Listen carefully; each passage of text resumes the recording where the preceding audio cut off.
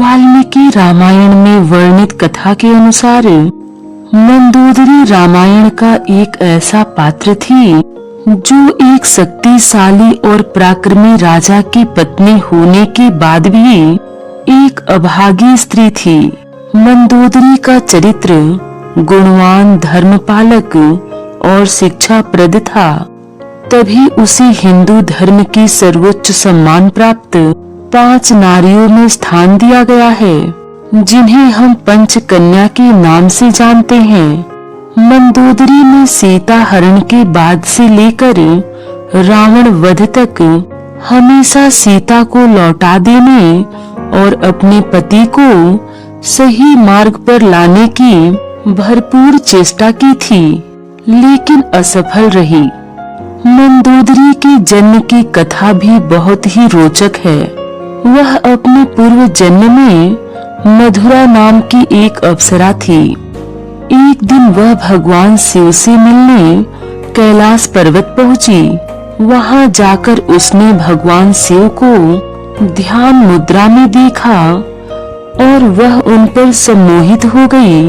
महादेव को अकेला पाकर मधुरा ने महादेव को रिझाने का प्रयास किया। इतने में माता पार्वती वहां आ गई और उन्होंने भगवान शिव के शरीर का भभूत मधुरा के शरीर पर लगे देखा। यह देखकर माता पार्वती अत्यंत क्रोधित हो गई और उन्होंने मधुरा को जीवन भर धरती पर एक कुएं में मेढक के रूप में रहने का श्राप दे दिया। यह सुनकर मधुरा विलाप करने लगी और भगवान शिव और माता पार्वती से क्षमा याचना करने लगी। शोर सुनकर महादेव का ध्यान टूट गया और फिर उन्हें वहां घटित घटना का ज्ञान हुआ। महादेव को मधुरा पर दया आ गई और उन्होंने उसके श्राप की सीमा 12 वर्ष तक कर दी। उसके बाद उन्होंने उसे एक सुंदर कन्या के रूप में जन्म लेकर हमेशा कुंवारी रहने का वरदान दिया। इस प्रकार वह एक पंच कन्या बन गई। मंदोदरी के माता पिता एक राक्षस और अप्सरा थे, जिन्होंने उसे गोद ले लिया था। एक समय में मायासुर अर्थात मैं दानव नामक एक राक्षस था, जिसका हेमा नाम की अप्सरा पर दिल आ गया था। फलस्वरूप दोनों का विवाह हो गया। उसके कुछ समय पश्चात दोनों की मायावी और दुंदुभी नामक 2 पुत्र प्राप्त हुए, किंतु उन्हें एक पुत्री की आशा थी। इसके लिए दोनों भगवान शिव की आराधना करने लगे। उसी समय मधुरा को मिले श्राप की अवधि समाप्त होने वाली थी, जिस कारण वह मेढक से एक सुंदर कन्या में परिवर्तित हो गई। उसी कुएं के पास मायासुर और हेमा पूजा कर रहे थे, तो उन्होंने कुएं से एक बच्ची के रोने की आवाज सुनी। उन्होंने इसे महादेव का आशीर्वाद मानकर स्वीकार कर लिया और मंदोदरी के रूप में पालन पोषण किया। एक दिन रावण मायासुर से मिलने आया हुआ था। तब उसने मंदोदरी को देखा और उस पर सम्मोहित हो गया। इसके बाद दोनों का विवाह संपन्न हुआ तथा मंदोदरी ने रावण के 2 पुत्रों को जन्म दिया, जिनका नाम मेघनाद और अक्षय कुमार था।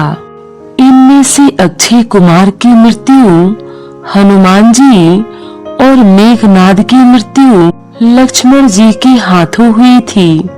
मंदोदरी के अलावा रावण ने 2 और विवाह किए, जिसमें उसकी दूसरी पत्नी का नाम धनमालिनी था और तीसरी पत्नी का कोई खास उल्लेख नहीं मिलता।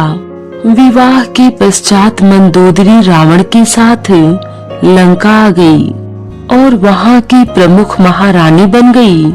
राक्षसों के बीच रहने के पश्चात भी मंदोदरी एक अच्छे हृदय की नारी थी और साथ में पतिव्रता भी।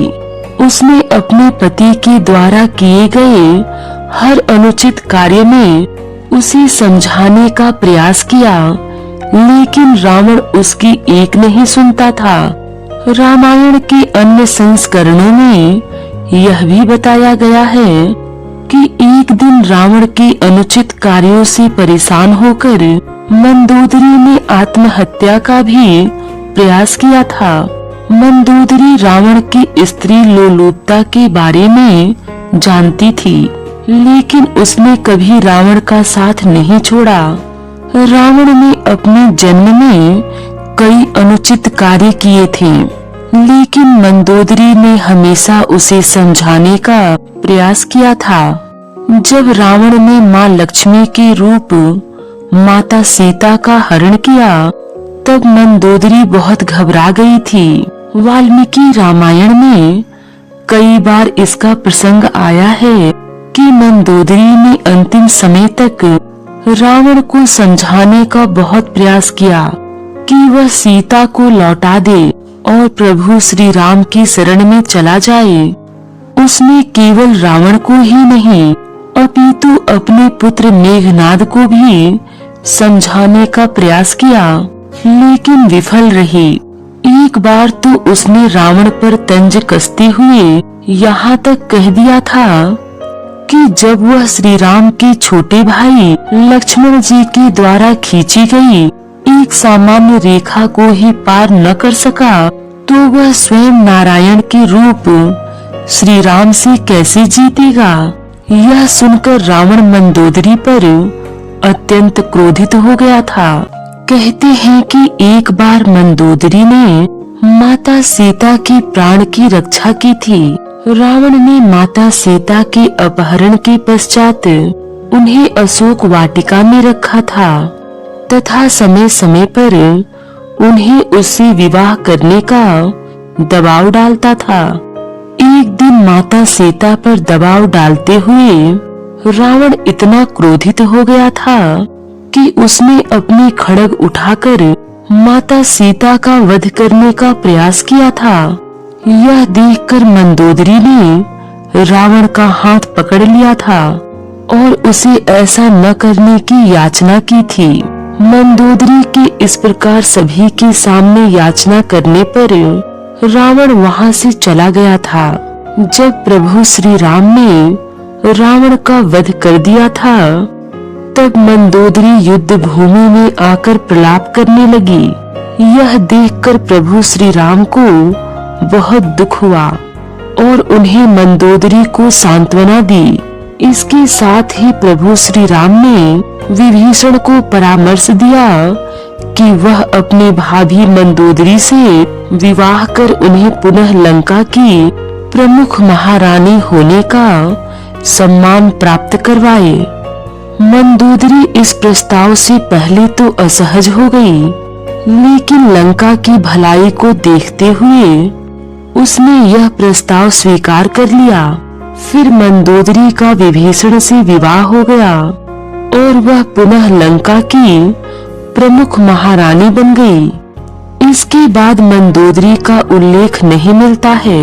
निश्चय ही उसने समय की चाल के अनुसार शांति पूर्वक अपने प्राण त्याग दिए होंगे और पुनः अप्सरा होने का गौरव प्राप्त किया होगा।